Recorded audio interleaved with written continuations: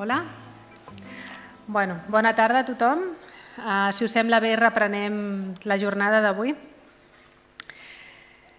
Ara continuarem amb la Céline Martín-Marie Salapons, que és doctora en Història per la Universitat de Niça Sofia Antipolis. Des del 2008 és professora investigadora de la Universitat de Montpellier i des del 2022 dirigeix el Memorial del Camp de Rivesaltes. És cavaller de l'Ordre de les Arts i de les Lletres i conservadora en cap de patrimoni francès. Donem la benvinguda a la Céline. Gràcies.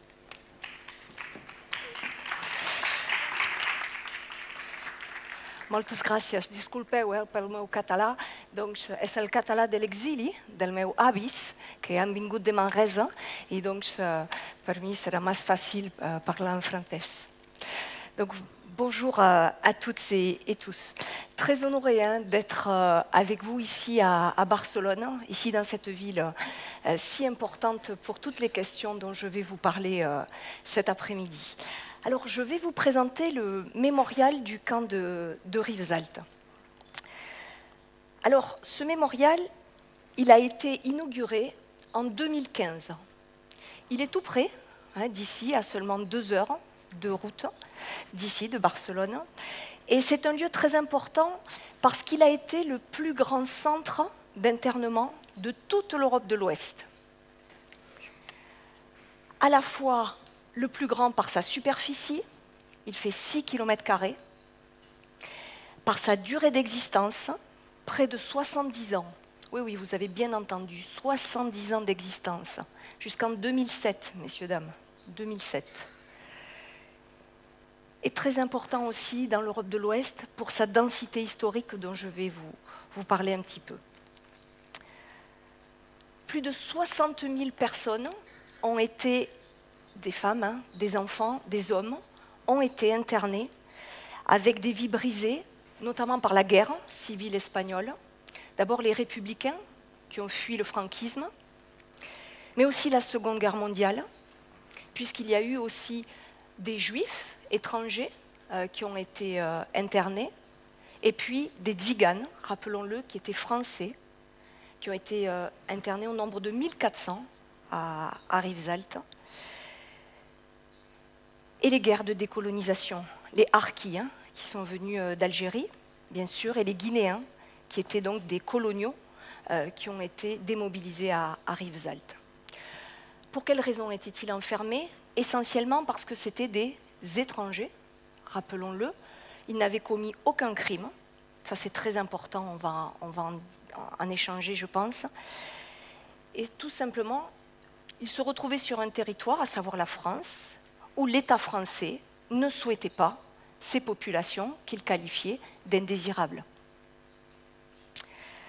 Alors, une petite vidéo peut-être pour vous montrer ce lieu absolument exceptionnel qui a été édifié en 2015 pour se souvenir.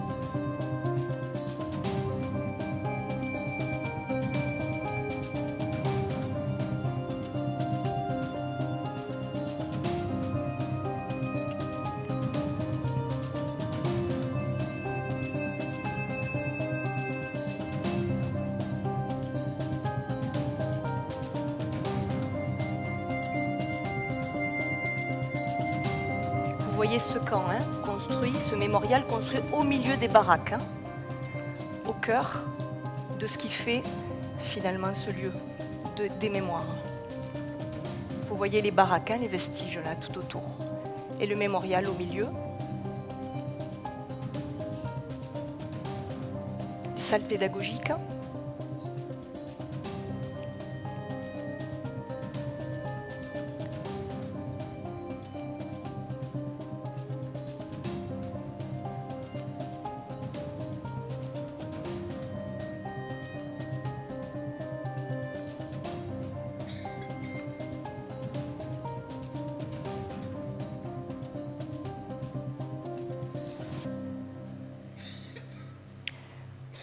Voilà, je voulais vous montrer cette petite vidéo pour vous présenter un peu cet équipement absolument, comme je vous disais, exceptionnel, d'autant plus à l'heure du zapping, à l'heure où finalement, eh bien, on accumule les informations sans finalement réfléchir à leur relativisme, alors que c'est un temps, c'est un lieu qui permet un enseignement sur un temps long, où souvent les professeurs d'histoire, mais pas seulement, viennent au mémorial de Rivesaltes pour travailler presque toute l'histoire du second XXe siècle.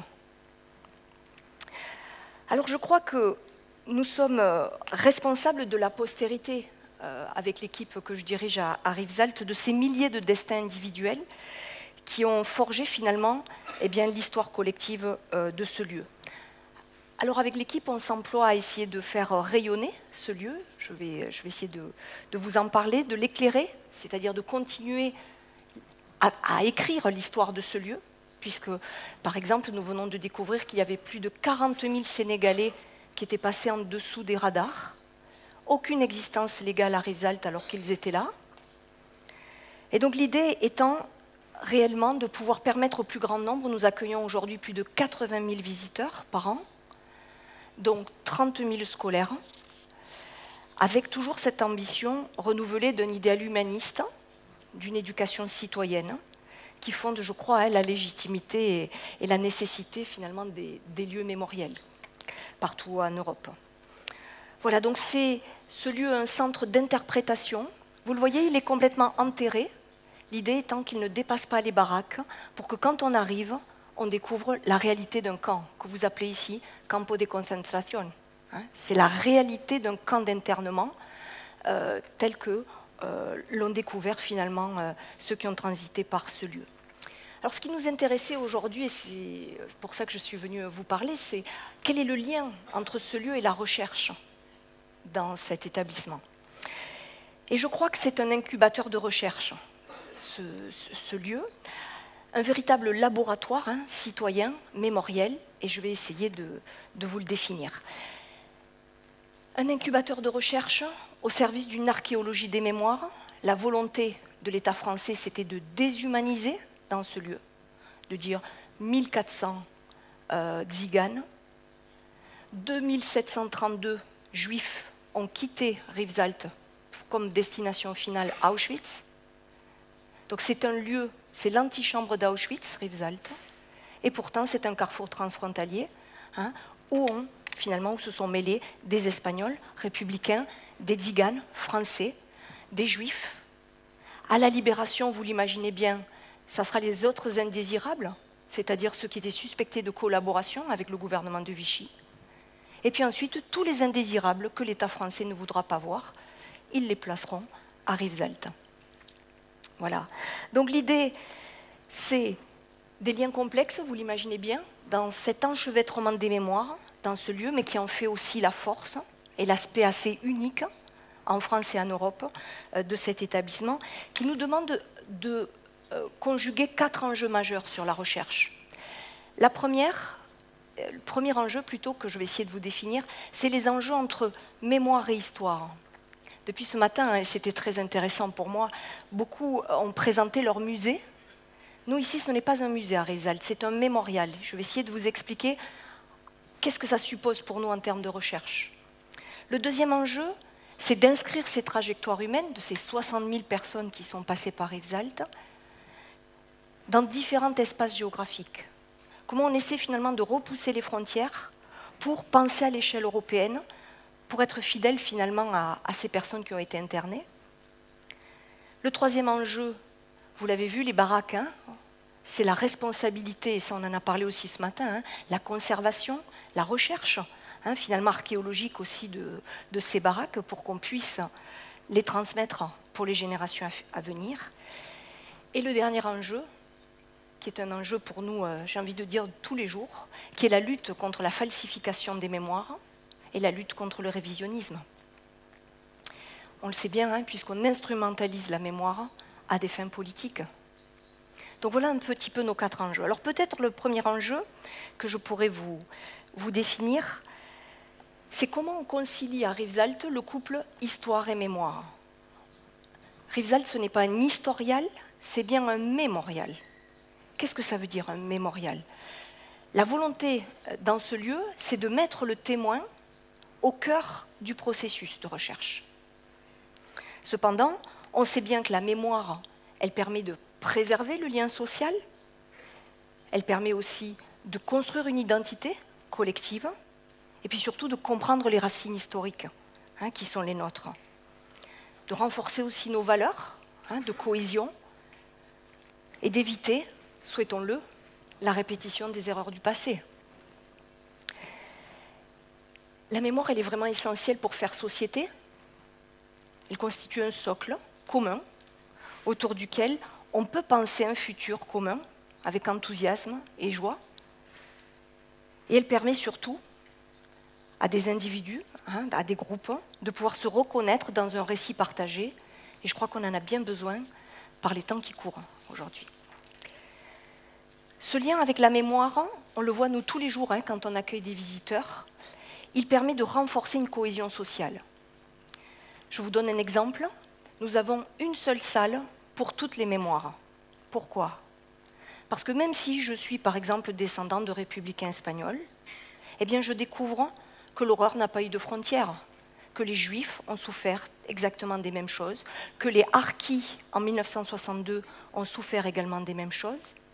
C'est-à-dire qu'on réfléchit à ce qui nous rapproche plutôt qu'à ce qui nous éloigne. Et c'est, il me semble, ce type de lieu, ce type de mémoriaux, qui permet aujourd'hui de travailler un récit partagé et le sentiment d'appartenir à une communauté, qu'elle soit nationale, qu'elle soit européenne et qu'elle soit internationale.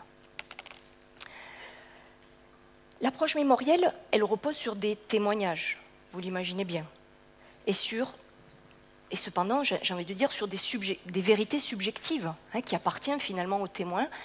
Dans la mémoire, s'imprègne ce qu'il nous reste, sans forcément le passer au filtre de l'analyse critique. Et c'est ce que fait l'histoire.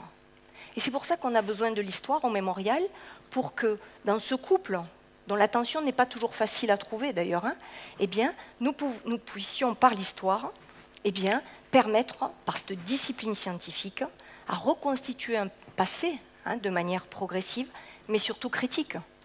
C'est l'historien Marc Bloch qui disait que c'est une science des hommes dans le temps. Peut-être pour vous résumer, pour moi, la mémoire, elle est fragmentée, elle est vivante. Si nous allons tous assister à une pièce de théâtre, chacune et chacun d'entre nous garderont en mémoire certaines choses, pas les mêmes choses, selon notre histoire, selon notre vécu, selon notre affect sur le moment. Alors que l'histoire, elle cherche à la mettre à distance et elle cherche à l'analyser. Donc c'est deux approches distinctes, mais qu'on essaie de faire coexister au mémorial du camp de Rivesaltes dans cette complémentarité. Parce que la mémoire, elle offre un matériau brut, elle offre une vision intime du passé quand on entend les témoins, alors que l'histoire, elle va l'ordonner et elle va la contextualiser. J'ai l'impression que l'histoire part du présent pour reconstruire le passé, alors que la mémoire part du passé pour finalement nous parler dans un contexte présent. Quand on entend les témoignages, par exemple des Juifs à Rivesaltes en 1941-42, on n'est absolument pas loin de ce qui vient de se passer aux Pays-Bas il y a quelques jours. C'est exactement les mêmes mots, c'est exactement le même vocabulaire utilisé. Donc c'est ce qui est, à mon sens, vraiment intéressant dans ce type de lieu. Et donc ça explique un petit peu un positionnement particulier que nous avons au niveau de la recherche, à la croisée, j'ai envie de dire, de mouvements antagonistes, mais complémentaires, qui mêlent à la fois objectivité scientifique et à la fois une subjectivité testimoniale. Ça, c'est le premier enjeu.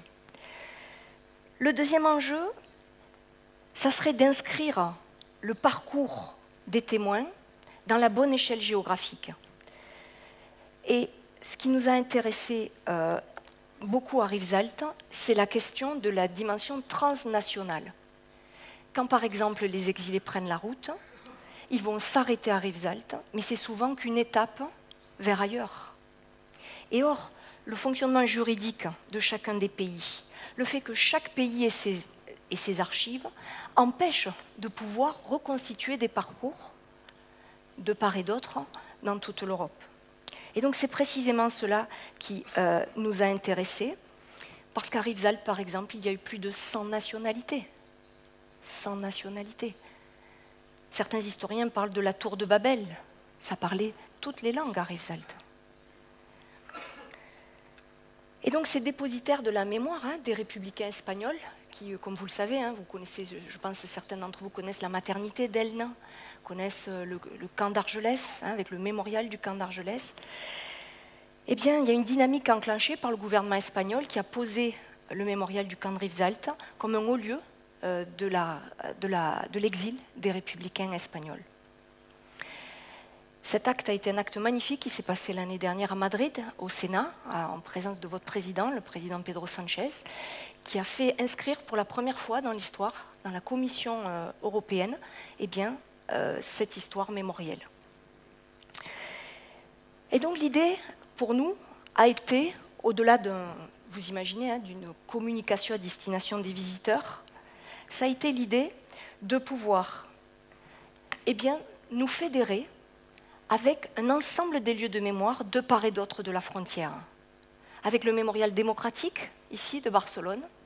Alors ça a été sous l'égide de la Direction générale de la mémoire démocratique, avec le mémorial démocratique, avec le musée de l'exil de la Junquera, avec la maternité d'Elna, avec le mémorial du camp d'Argelès et le mémorial de Rivesaltes. Sachez qu'à partir de janvier 2025, pour un seul billet à hauteur de 10 €, vous pourrez circuler dans tous ces lieux de mémoire de Barcelone à Rivesaltes. Quelle était notre idée? Bien sûr qu'il y ait une circulation plus aisée des publics. Finalement, c'est l'histoire qui nous concerne à chacune et chacun d'entre nous, d'où que nous venions. Mais c'était aussi l'idée d'échanger sur des pratiques, faire circuler des expositions. Je pense que certains d'entre vous ont entendu parler de l'exposition. J'en parlais tout à l'heure de Joseph Bartoli. C'est exactement ça l'idée. C'est-à-dire que si nous sommes producteurs d'expositions en France, l'idée c'est que ça soit ensuite à Figueres, à Gijón, à Barcelone et vice-versa. Donc il y a cette idée de valoriser aussi un patrimoine mémoriel. Il y a l'idée de faciliter la circulation, comme je vous l'ai dit, de nos publics, d'expositions, d'événements. On organise des colloques ensemble. Et nous avons créé un réseau qui s'appelle Exilis. Exilis. Pourquoi? Parce qu'avec ses collègues du réseau, donc vous avez donc le Moumé, avec le camp d'Argelès, j'en ai pris quelques-unes, la maternité d'Elne. C'est quoi l'idée? L'idée étant vraiment de se dire que les frontières n'ont pas de réalité, les frontières sociales, physiques, n'ont pas de réalité, et qu'il est important de les repousser pour qu'on puisse justement travailler à reconstituer des itinéraires de vie aussi pour toutes ces personnes.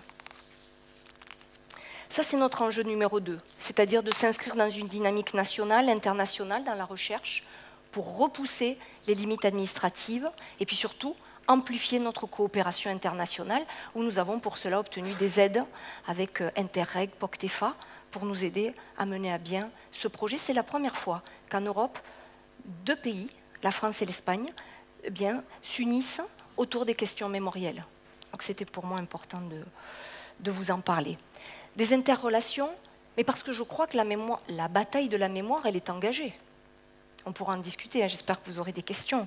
Et je pense qu'on ne peut pas la perdre aujourd'hui. Et je pense qu'il faut que collectivement, et je crois qu'avec tous les collègues partenaires du réseau, on est tous vraiment conscients de ça. Voilà notre deuxième enjeu. Le troisième enjeu, ça va être celui de lutter contre la falsification des faits. Je le dis souvent et on en parle souvent entre nous, même au sein de mon équipe. Je crois que nous devons faire en sorte que finalement la visite, ça soit une promesse d'éducation éthique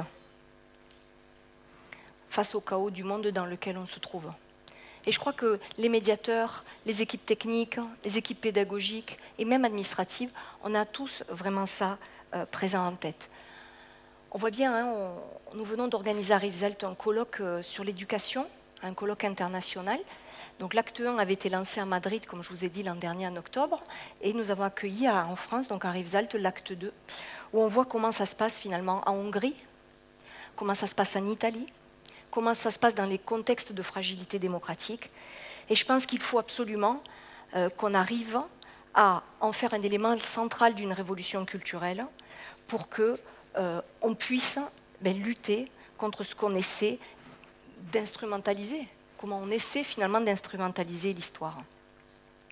Donc il faut mobiliser nos énergies sur la transmission à l'égard de tous nos visiteurs. C'est pourquoi nous organisons des cafés philo, nous organisons des moments assez divers pour que, si quelqu'un en a assez de regarder les chaînes de télé, il puisse venir au mémorial comme un laboratoire citoyen où on vient écouter un spécialiste de la question parler de tel ou tel événement. Donc c'est la recherche de la vérité historique, c'est ça qui nous anime. C'est finalement la réappropriation d'une mémoire collective aussi.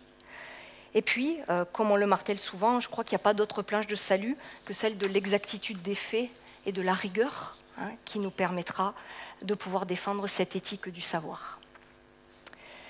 Et puis enfin, notre dernier enjeu, c'est comment on conserve les traces, comment on fait émerger de nouvelles traces. Je crois que les mémoriaux, partout en Europe et même dans le monde, sont aujourd'hui des sentinelles avancées d'une politique mémorielle. Alors oui, nous sommes un gardien d'archives, c'est-à-dire que si vous voulez être vérifié ou voir si quelqu'un de votre famille est venu et passé par le camp de Rivesaltes, mes équipes seront là pour vous accompagner. Oui, nous sommes aussi un centre de documentation, notamment pour les chercheurs. Nous avons des étudiants en thèse, bien sûr, avec toutes les universités, Toulouse, Montpellier, Paris, qui sont agrégées autour de nous. Mais je crois que nous ne sommes pas que ça. Je crois aussi qu'on conserve l'âme des lieux. Vous avez vu ces baraques tout à l'heure dans la vidéo? Les enfants le disent très bien. Quand ils arrivent, de découvrir finalement l'existence réelle, le lieu de vie, où des baraques étaient prévues pour 40 soldats, 80 personnes étaient finalement contenues dans ces baraques, dans des conditions les plus déplorables possibles. Pas de nourriture, des poux, bien sûr toutes les maladies, pas d'eau potable. Je vous rappelle que la Catalogne du Nord est très touchée par la sécheresse aujourd'hui. C'était déjà le cas. L'été 40 a été un été terrible, avec des températures terribles, plus de 45 degrés, et un pic de mortalité très important. Donc je crois qu'il s'agit aussi de montrer la permanence de ces paysages, de travailler aussi à, non pas la reconstitution, puisque là on ne serait pas proche de l'histoire, mais bien la cristallisation des baraques pour qu'on ne puisse jamais finalement oublier. Et puis permettre aussi aux témoins, encore vivants, de retrouver une part d'eux-mêmes, pour leur famille aussi, pour qu'ils puissent retrouver un peu finalement de leurs ancêtres qui sont passés là. Et puis j'ai envie de dire avec tout un chacun, partager une part du sensible aussi de ce que fut leur quotidien. Donc lorsque vous visitez Rivesaltes ou d'autres camps, je parlais d'Auschwitz, mais on pourrait parler de Dachau aussi ici, bien sûr, je crois qu'on ne peut plus dire que ça n'a pas existé. Et sauf à être un monstre froid, mais je crois qu'il n'en existe pas de nature, eh bien je pense que c'est ce type de lieux qui font qu'aujourd'hui, d'où l'attrait aussi pour ces lieux de mémoire. D'ailleurs, nous avons plus de 7500 Catalans qui viennent chaque année au mémorial. Nous en parlions, les universités de Gironde, de Barcelone, qui viennent de nombreux au mémorial. Mais je crois que c'est ce genre d'expériences qui font qu'on ne peut plus lui dire que ça n'a pas existé. Comment mieux lutter contre le révisionnisme que de découvrir la vie, d'entendre des témoignages, voire de rencontrer finalement des témoins. Et donc notre idée a été là. Stéphanie Senot, qui est une des dernières rescapées d'Auschwitz aujourd'hui, qui a demandé à sa sœur, Esther, qui lui a dit « Il faut absolument que tu sortes du camp d'Auschwitz », elle avait 15 ans, pour que tu puisses raconter ce que des hommes font à d'autres hommes. Eh bien, je crois que ce type de lieu, comme celui que je dirige, est aussi celui-là. C'est-à-dire celui de réfléchir à comment on peut expliquer aussi l'innommable, sans traumatiser à destination des jeunes générations, mais ça peut-être un jour je viendrai vous parler comment on réfléchit la pédagogie pour enseigner sans traumatiser, comment on accompagne ça. Mais en tout cas, nous, dans la recherche, eh bien, on essaie d'accompagner les associations, on essaie d'accompagner tous ces groupes mémoriels Je pense aux Tziganes en particulier. On va organiser les premières assises de l'historiographie des Tziganes, parce que le génocide des Juifs est reconnu à l'échelle européenne, mais absolument pas celui des Tziganes au niveau du droit européen. Donc on va les accompagner, et c'est tout à fait la mission d'un mémorial d'accompagner scientifiquement des assises historiographiques sur cette question. Nous sommes en train aussi sur un plan, pour vous donner quelques exemples, peut-être vous en avez entendu parler parce que ça a beaucoup été communiqué dans la presse, nous sommes en train de renseigner une campagne de fouilles de 218 corps de bébés harkis. 218 corps. Donc nous sommes en plein là-dedans aujourd'hui avec les familles qui demandent pour pouvoir faire le deuil, eh bien, de pouvoir retrouver ces corps. Et même si c'est tard, on est persuadé avec l'équipe que ce n'est jamais trop tard pour pouvoir rendre dignité à toutes ces familles. On coproduira aussi un colloque, ce matin on a parlé des femmes, je trouvais ça intéressant la question dans le public, sur les femmes et les enfants dans les camps. Souvent quand on vient à Rivesaltes, je sais que beaucoup d'entre vous sont venus, beaucoup d'images concernent les hommes. On voit les hommes, pourquoi ? Parce que beaucoup d'Espagnols étaient à la frontière, en particulier séparés. Les hommes venaient à Rivesaltes, les femmes et les enfants partaient sur Gurs. Donc on voit beaucoup d'hommes. Ce n'est pas parce qu'on ne veut pas montrer des femmes, mais c'est parce qu'il y avait beaucoup plus d'hommes, en tout cas parmi les Espagnols, et notamment dans les compagnies de travailleurs espagnols. Peut-être certains d'entre vous connaissent les CTE ou les groupements de travailleurs espagnols qui sont venus pour le mur de l'Atlantique, en particulier. Tout ce travail forcé. Et donc nous, là, ce qu'on veut, au cours de l'année à venir, c'est d'organiser un colloque sur les femmes et les enfants, parce que vous imaginez, mesdames, l'intimité dans ces lieux, avec des toilettes qui sont bien sûr mixtes, en période de menstruation. Comment vit-on ? Comment vit-on ? Les femmes expliquent très bien qu'elles devaient attendre la nuit tombée pour pouvoir se rendre aux toilettes, avec tous les dangers de la réalité de la vie dans ce camp. Donc c'est tout ça qu'on veut continuer à éclairer, à mettre en lumière pour continuer à écrire l'histoire de ce camp. Enfin, on complète toujours le corpus de témoignages. C'est toujours le témoin qui est l'ADN de ce lieu. On a encore la chance d'avoir de nombreux témoins qui sont vivants, selon les périodes, et donc l'idée est là. Et puis enfin, on produit des contenus scientifiques, puisqu'on veut refondre le parcours actuellement scénographique pour qu'il soit à hauteur d'yeux d'enfants et qu'il soit davantage inclusif pour des personnes en situation de handicap en particulier. Voilà, alors il me reste à conclure. Vous dire que pour nous, ce qui est important à Rivesaltes, bien sûr, il y a cette dimension scientifique, mais je n'oublie pas la dimension sensible. C'est pour ça que nous avons une programmation culturelle et artistique très très importante, parce que la mémoire ne peut pas être que scientifique, elle doit être sensible aussi. Et certains viennent pour un concert de musique, d'autres viennent pour une pièce de théâtre. Moi j'ai envie de dire, peu importe le médium par lequel on entre dans ce type de lieu, ce qui compte, c'est finalement le message avec lequel on ressort. Je crois que l'art, c'est une fenêtre sur le monde, mais c'est aussi un formidable outil de transmission. C'est pour ça qu'aujourd'hui, j'étais très heureuse de participer à cette rencontre, parce que je crois qu'on vient se nourrir mutuellement d'expériences. Et puis, j'avais intitulé ma conférence « Mémoire et mémoriaux au temps de l'éphémère ». Je crois que c'est ce genre de moment tel que nous le vivons depuis ce matin. Merci beaucoup aux organisateurs, merci à Martin en particulier, parce que je crois que c'est ce genre de moment qui nous fait sortir d'un quotidien et qui nous permet de prendre un petit peu de la hauteur par rapport à cette tyrannie de l'éphémère. Et je crois que ces temps sont si importants pour réfléchir à nos missions stratégiques qui sont les nôtres. Merci beaucoup.